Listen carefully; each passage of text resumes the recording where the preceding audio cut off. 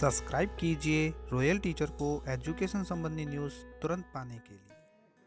Pre matric व post matric छात्रवृत्ति के लिए विस्तृत दिशा निर्देश हुए जारी। होगा ऑटो प्रोसेस यानी ऑटो फॉरवर्ड। संस्था प्रधान व प्रभारी के लिए दिशा निर्देश हुए जारी। अंतिम तिथि है 31 जुलाई 2023। जी हाँ साथियों, इस वक्त की बड़ी खबर की बात करें तो स्कॉलरशिप पोर्टल के लिए विस्तृत दिशा निर्देश जारी किए जा चुके हैं। प्री मैट्रिक और पोस्ट मैट्रिक छात्रवृत्ति के लिए यानी स्कॉलरशिप के लिए जो दिशा निर्देश जारी किए गए हैं उनमें संस्था प्रधान के लिए और स्कॉलरशिप का जो प्रभारी है उसके लिए दिशा निर्देश जारी किए गए हैं। हम यहाँ पे बात करेंगे जो मोस्ट इंपॉर्टेंट बात है, यानी संस्था प्रधान के लिए क्या कार्य रहेंगे और प्रभारी के लिए क्या कार्य रहेंगे, विस्तृत दिशा निर्देश की हम बात करेंगे। यह है वो आदेश जो कार्यालय निदेशक माध्यमिक शिक्षा राजस्थान बीकानेर की ओर से जारी किया गया है। एक विज्ञप्ति के तौर पर जारी की गई है कि सत्र 2023-24 में विभिन्न प्रकार की जो छात्रवृत्ति योजना है राजस्थान के समस्त राजकीय विद्यालय में अथवा मान्यता प्राप्त विद्यालय में नियमित पूर्णकालिक अध्ययनरत विद्यार्थियों से संपूर्ण औपचारिकताएं पूर्ण करते हुए स्वतः प्रणाली के तहत विद्यार्थियों से छात्रवृत्ति योजना हेतु आवेदन प्राप्त नहीं किए जाने हैं। अर्थात इस बार है वो विद्यार्थियों से आवेदन प्राप्त नहीं किए जाने हैं, अपितु विद्यालय में प्रवेश प्रक्रिया प्रारंभ होने के साथ ही यहाँ इस बात का विशेष ख्याल रखें कि विद्यार्थियों से छात्रवृत्ति योजना हेतु आवेदन प्राप्त नहीं किए जाने हैं, अपितु विद्यालय में प्रवेश प्रक्रिया प्रारंभ होने के साथ ही छात्रवृत्ति प्रस्ताव शाला दर्पण पोर्टल के स्टेट स्कूल स्कॉलरशिप मॉड्यूल के माध्यम से स्वतः प्रणाली ऑटो प्रोसेस से ऑनलाइन होने हैं। इस बार जो छात्रवृत्ति यानी स्कॉलरशिप के छात्र है आवेदन है वो ऑटो प्रोसेस से ऑनलाइन होने हैं। तो इसके संबंध में विस्तृत दिशा निर्देश भी जारी किए जा चुके हैं और इसकी जो अंतिम तिथि है वो 31 जुलाई 2023 निर्धारित की गई है। ये है दोस्तों 31 जुलाई 2023 ऑटो प्रोसेस की। यहाँ पे किन किन को छात्रवृत्ति दी जाएगी उसके बारे में ये देख लीजिए। पॉइंट नंबर 1 से 16 तक आप वीडियो को स्टॉप करके देख सकते हैं। इन विद्यार्थियों को छात्रवृत्ति जारी की जानी है।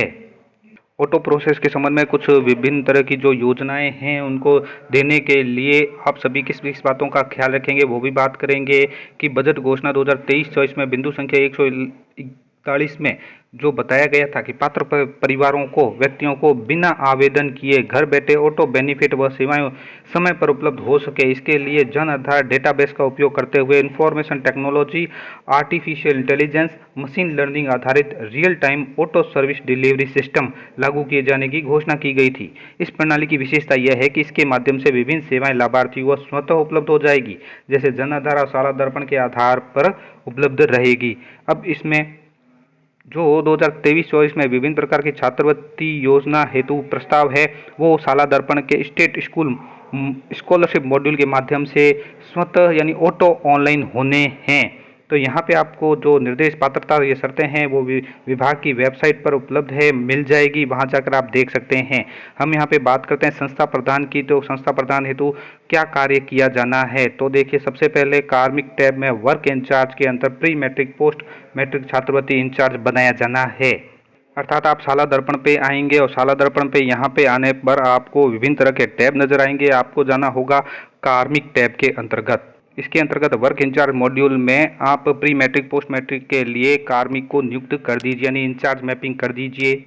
वर्क इंचार्ज मैपिंग होने के बाद दोस्तों ये टैब पॉइंट नंबर फर्स्ट हमारा जैसे कंप्लीट करके मैंने बता दिया आपको कि आपको कैसे करना है। कार्मिक टैब के अंदर जाकर प्री मैट्रिक पोस्ट मैट्रिक छात्रवृत्ति इंचार्ज बनाया जाना है। उसके बाद विभिन्न छात्रवृत्ति योजना से संबंधित दस्तावेज जैसे आधार, जन आधार या जन आधार एवं शाला दर्पण से फैच किए जाने हैं। इस हेतु विद्यालय में प्रवेश प्रक्रिया प्रारंभ होने के साथ ही विभिन्न छात्रवृत्ति और प्रोत्साहन योजनाओं हेतु आवश्यक दस्तावेज जैसे जाति प्रमाण पत्र, मूल निवासी प्रमाण पत्र, आय प्रमाण पत्र, गत वर्ष का परीक्षा परिणाम है, इन सब की जो सूचना है आपको प्रपत्र 9 में दर्ज करनी है। और लाभकारी योजनाओं के लिए अनिवार्य छात्र सूचना रिजल्ट मॉड्यूल में भी सूचनाएं पूर्ण करनी है। इसके लिए भी शाला दर्पण में आपको विद्यार्थी टैब के अंतर्गत जाना है और विद्यार्थी विवरण प्रविष्टि प्रपत्र 9 में सारी सूचनाएं दर्ज करनी है। इसके साथ साथ लाभकारी योजनाओं के लिए अनिवार्य छात्र सूचना का एक ऑप्शन मिलता है। यहाँ पे अगर आप जाएंगे तो आपसे क्लास पूछ ली जाएगी, सेक्शन पूछ लिया जाएगा। उसके बाद 100 स्टूडेंट के ऊपर क्लिक करने पर आपके सामने विभिन्न तरह की जानकारी खुलेगी। तो आपको एक एक बच्चे की सभी डिटेल भरनी है। PCTS ID है, BPL कार्ड है, एनुअल इनकम है, EWS कार्ड है, क्लीनिंग ऑक्यूपेशन है, CWSN कैटेगरी है, OBC EBC कैटेगरी है, एक्स सर्विसमैन है, यानी ये सारी आपको एक नीचे शो हो जाएगी। विद्यार्थियों की पूरी लिस्ट शो होगी। उस लिस्ट में आपको एक एक विद्यार्थी का सेव करना होगा।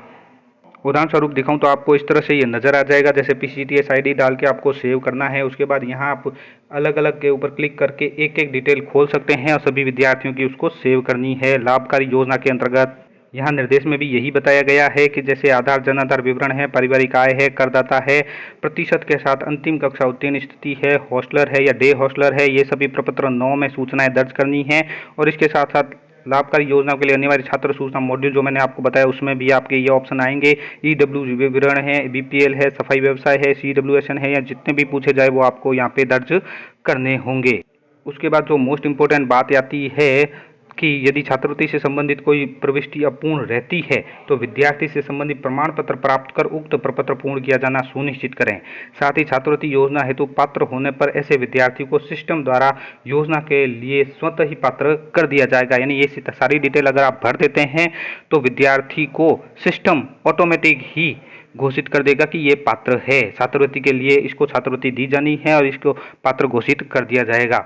ऐसे समस्त पात्र विद्यार्थी विद्यालय की शाला दर्पण के विद्यार्थी टैब में प्रदर्शित हो जाएंगे। जो जो पात्र होंगे यानी जब जब आप सूचनाएं दर्ज करेंगे इसकी प्रपत्र 9 में और लाभकारी योजनाओं में, तो जो जो पात्र विद्यार्थी होंगे वो सब विद्यार्थी टैब में शो हो जाएंगे, जिसकी छात्रवृत्ति प्रभारी द्वारा भली भांति जांच की जानी है।